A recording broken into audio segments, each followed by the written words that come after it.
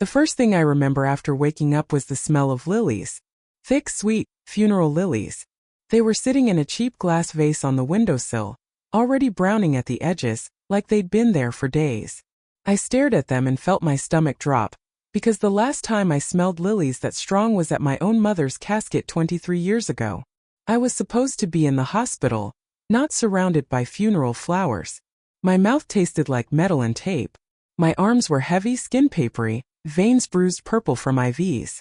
A nurse walked in, saw my eyes open, and dropped the chart she was holding. "Mrs. Thompson." Oh my lord. She pressed the call button so hard I thought she'd break it. 3 weeks. I had been in a medically induced coma for 21 days after the aneurysm ruptured in my brain while I was making lasagna. 21 days my husband Mark had been telling everyone I was already gone. They let him plan the funeral. They let him pick the casket, dove gray with pink satin inside. The one I once joked was too pretty to die in. They let him choose the music, the readings, even the obituary photo. Me at 42, smiling in the garden, hair still dark. He had the service on a Tuesday. Closed casket. Over 300 people came, they told me later. He cried so hard they had to carry him out. And while I was breathing through a tube, he sold our house. Our paid-off 30-year house on Maplewood Lane. He sold my car. He closed our joint accounts and moved every dime into one that only had his name. And then, the part that still steals my breath when I say it out loud, he moved her in. Vanessa from his office. 29, red hair, the one who used to bring him coffee when I was too tired after chemo 2 years ago. She was living in my house, sleeping in my bed, wearing the silk robe I got for Christmas, before I even opened my eyes. I found all this out in pieces, like someone handing you shards of a mirror and telling you to put your face back together. The doctor came in first, gentle, careful. Then my sister Ruth flew in from Denver and sat on the edge of the bed holding my hand so tight I lost circulation. She didn't cry until she thought I was asleep. That's when she whispered, "Laura, he told us you were brain dead. He showed us papers. He begged us to let you go." She swallowed hard. "We signed the DNR, baby. We signed it because we trusted him." I didn't speak for 2 days. I just stared at the ceiling and felt my heart trying to decide whether it still wanted to beat for a world that had already buried me. Mark came on the 3rd day. He walked in wearing the same black suit he'd worn to the funeral, tie loosened, eyes red like he hadn't slept. He carried a bouquet of white roses and looked so relieved when he saw me awake that for one stupid second I almost believed he loved me. "Laura," he choked, dropping to his knees beside the bed. "Oh God, baby, you're here. You're really here." He tried to take my hand. I pulled it away like his skin was fire. The nurse stepped in immediately. "Sir, she's very weak. 5 minutes. He nodded, tears streaming, and started talking fast. "They told me you weren't coming back. They said even if you woke up you'd never speak or walk or know any of us again. I couldn't let you suffer like that, Laura. I had to let you go. I had to." He reached into his coat pocket and pulled out the funeral program. My face smiled up at me from the cover. "In loving memory, Laura Elizabeth Thompson, beloved wife, mother, friend." He had written the eulogy himself. He read parts of it to me right there in the hospital room like it was proof of how much he'd suffered. I finally spoke. My voice sounded like gravel and smoke. "Take the flowers away, Mark. They smell like death." He left crying. I didn't cry until the door closed. Then I cried so hard they had to sedate me. That night I asked Ruth to bring me my phone. The lock screen was still a photo of us on our 25th anniversary cruise, both of us sunburned and laughing. I opened Facebook, and there it was.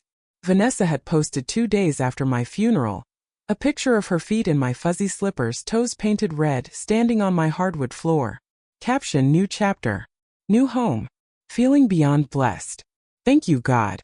House with garden, red heart." 87 likes. Half those likes were people who had just left my casket. I stared at that picture until the screen went black. Then I did something I hadn't done since I was 9 years old. I prayed out loud. Not for him to be punished. Just for me to live long enough to watch it happen. Before all this, life was quiet in the way only 30-year marriages can be quiet. Comfortable silences. The same coffee mugs every morning. Mark would kiss the top of my head on his way out the door.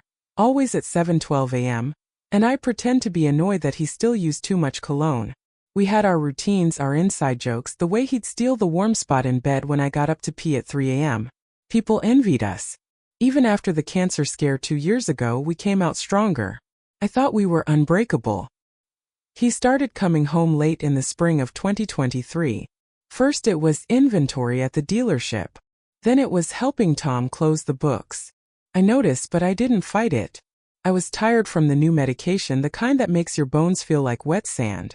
I let it slide because I trusted 30 years more than I trusted my own suspicion. The first real crack came the night before the aneurysm. I was rolling out lasagna noodles, flour on my cheeks, humming along to an old Norah Jones song. Mark came in, kissed my neck and said, "Baby, if anything ever happened to me, you'd be okay, right? Financially, I mean." I laughed, told him to stop being morbid. He didn't laugh back. He just looked at me for a long second, then said, "I updated the life insurance. Doubled it. Just in case." Then he went to take a shower. I should have caught it then. That look in his eyes, like he was already practicing being a widower. The second crack came in the hospital before I went under. I was scared, crying, begging him to stay with me. He kept checking his phone. I remember thinking, who texts that much when your wife is about to have brain surgery? But the drugs were already pulling me down, and the last thing I heard him say was, "Don't worry, babe. I'll take care of everything." When I woke up and learned what everything meant, I asked Ruth to bring me my laptop from home. She hesitated, said Mark had told her the house was being renovated, and everything was in storage. I told her I didn't care if she had to break in, just get it. She did. She found it in the garage, wrapped in one of my old sweaters like he couldn't stand to look at it. I opened it in the hospital bed at 2 a.m., heart monitor beeping slow and steady. I went straight to our joint banking app. The balance was $312.48. We had over $400,000 in there 3 weeks ago. Gone. Transferred in chunks of $9,800, always under the $10,000 reporting limit. I laughed then.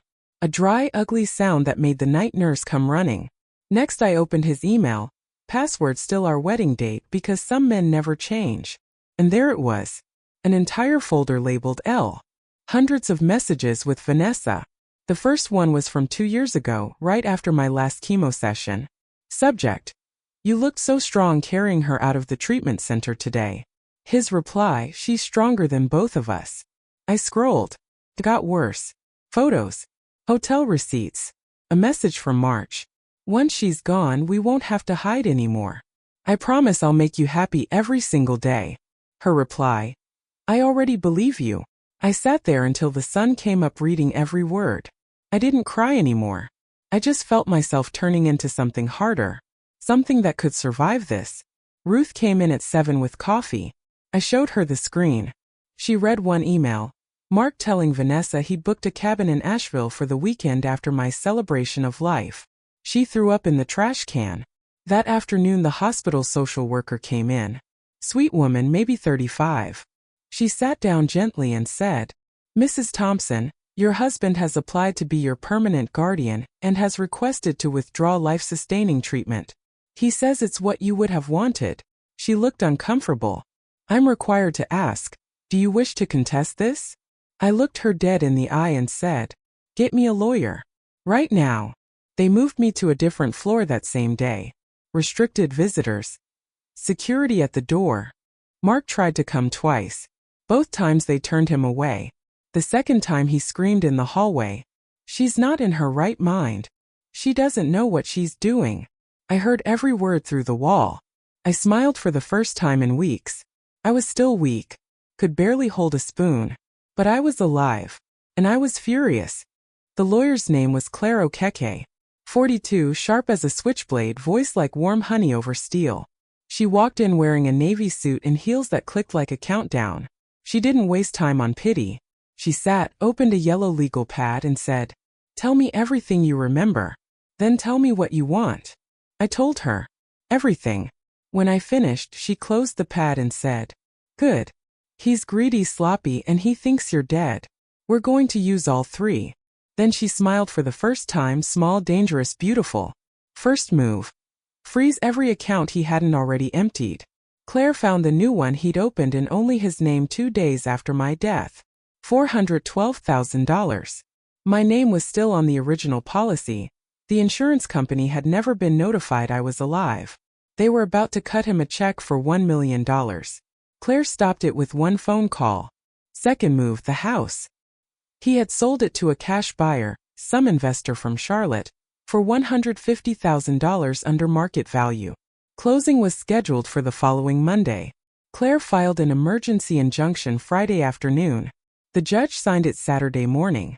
The buyer backed out by Saturday night. Mark lost the earnest money. $50,000 gone. I wish I could have seen his face. Third move. I asked Claire if I could go home. Not to live. Just to walk through once before I decided what to do with the rest of my life. She arranged it through the court. Supervised visit, sheriff's deputy present, Mark ordered to stay away. Ruth drove me. I hadn't been inside my house in 6 weeks. The air smelled like vanilla candles and her perfume. My photographs were gone from the walls. In their place, selfies of them framed. On the mantel, my mother's antique clock was missing. In the kitchen, my Le Creuset pots, wedding gifts, were replaced with cheap Teflon. In our bedroom, my side of the closet was empty except for one old robe. His side was full. Her clothes hung where mine used to. Dresses I would never fit into. Shorter. Younger. Louder colors. I walked into the master bathroom and found my makeup drawer dumped in the trash. Lipsticks broken, powders shattered. On the mirror, in her red lipstick. Finally mine. I stood there a long time. Then I opened the cabinet under the sink, took out the box of tampons I'd never need again after the hysterectomy, and I wrote on the mirror in my own shade of mauve. Not anymore. The deputy watched me do it. He didn't stop me. I took nothing except 3 things. My mother's clock from the garage, he'd hidden it there. The hard drive from Mark's office computer, Claire told me to, and the wedding album from the top shelf. I left the robe hanging. Let her keep something that smelled like my nightmares. That night, in the hotel Claire booked for me, I opened the hard drive. There were folders labeled taxes, work, vacation, and one labeled after. Inside, spreadsheets. Exact dates, dollar amounts, plans for condos in Costa Rica, a boat, a ring for Vanessa, 4.2 carats. There was even a draft of his dating profile for when the mourning period was socially acceptable. Headline: Recent widower looking for my second soulmate. I stared until the words blurred. Then I called Claire at 2 a.m. I don't want revenge, I said. I want annihilation. She laughed softly. Honey, same thing. Just spelled different in court. The next week was a blur of depositions, police reports, and the sweetest sound I'd ever heard. Mark being arrested in the parking lot of his dealership. Handcuffs clicking while customers filmed on their phones. Charges: fraud, forgery, attempted theft by deception, and my personal favorite, bigamy in the 2nd degree because he had already filed taxes jointly with Vanessa for next year. Vanessa lawyered up fast. Tried to play victim. Posted a tearful video. I believed he was grieving. I'm heartbroken too. Got 1.2 million views. Then someone leaked the texts where she wrote, "Can't wait to redecorate her tacky house." The video disappeared. Her accounts went private. Last I heard, she moved back to her mom's basement in Ohio. Mark made bail. He showed up at the hotel begging. On his knees in the lobby. Security had to drag him out. He kept screaming, "I did it for us. I couldn't watch you suffer." I looked down at him from the mezzanine and said loud enough for everyone to hear, "You didn't watch me suffer, Mark. You watched me die. There's a difference." The story broke on the local news on a Thursday night at 6. Channel 9 led with the headline, "Charlotte man holds funeral for living wife, moves girlfriend in, arrested for fraud." They used my obituary photo on the left and the mugshot on the right. Split screen. I watched it in Claire's office on her laptop, eating saltine crackers because my stomach still couldn't handle anything else. Within 2 hours it was national.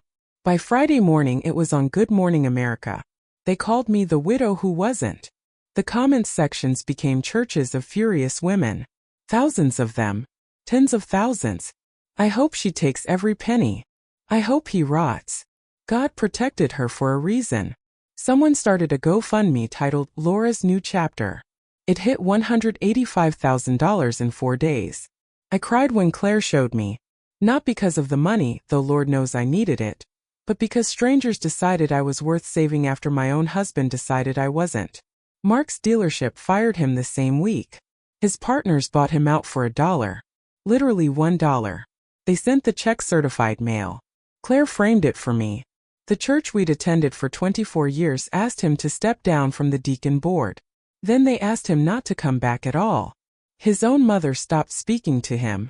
She called me from Florida, voice shaking, and said, "Laura, I raised him better than this. I'm so sorry, baby." I told her I knew she did. I told her I still loved her. She cried harder than I did. Vanessa's parents made her come to my hospital room, well, the rehab center by then, with a typed apology. She stood in the doorway clutching that paper like it was a shield. 29 years old, face bare of makeup for the first time I'd ever seen, looking 12. She read it in a whisper, said she was sorry for the pain she caused, that she'd been reckless and selfish, that she was leaving Charlotte and wouldn't bother me again. When she finished, she tried to hand me the paper. I didn't take it. I said, "Burn it. Words don't fix graves, sweetheart." She started crying. I didn't comfort her. Some tears you have to sit in alone. The divorce was final 91 days after I woke up. Judge gave me everything. The house, he had to buy it back at full market value plus penalties. The savings. The life insurance money, yes, they still paid it out. Claire made sure it went to me. My legal fees. And the best part. The judge ordered him to pay me $2,000 a month in alimony for 10 years. He has to work until he's 75 because of what he did in 3 weeks of thinking I was dead. I sold the house anyway. Couldn't sleep there anymore. Every corner smelled like betrayal. I bought a little cottage 10 minutes from Ruth, with a porch swing and wildflowers already growing along the fence. I painted the front door the exact shade of blue my mother loved. First thing I hung inside was the wedding album. Not because I'm sentimental, because I needed to look at it sometimes and remember that love can be real, even when it ends ugly. Mark lives in a 1-bedroom apartment above a vape shop now. I know because the alimony checks come from there. Sometimes he adds little notes on the memo line. "I'm sorry. I miss you. Merry Christmas." I deposit them and never write back. Silence is the only revenge that still feels clean. I still get letters from women. Hundreds of them. Some send photos of their own husbands and ask me to check if he looks guilty. I write back to every single one. I tell them trust their gut, keep their own bank accounts, and never ever sign anything when they're too tired to read it twice. Some days I sit on my new porch with coffee and watch the sun come up, and I still expect to feel broken. But what I feel is quiet. Not happy every minute. Grief is its own animal and it visits, but quiet. Like the world finally stopped screaming. I learned something waking up in that hospital bed surrounded by funeral flowers. Dying is easy. Living after they've already buried you, that's the hard part. And I did it. One breath, one day, one sunrise at a time. So if you're listening to this and someone has counted you out, if they've already written your ending, if they're already dancing on the grave they dug for you, take the next breath anyway. Open your eyes anyway. Walk out anyway. Because the story isn't over until you say it is. And mine? It's just getting started. If you've ever been betrayed by the person who swore to love you most, if you've ever had to bury the old version of yourself to become someone stronger, leave me a heart in the comments. Tell me your story. You're not alone. And if this touched you, subscribe. Because every week I'll be right here, reminding you that no matter what they did, you are still here. And that, my loves, is the ultimate victory. Thank you for listening. I'll see you in the next one.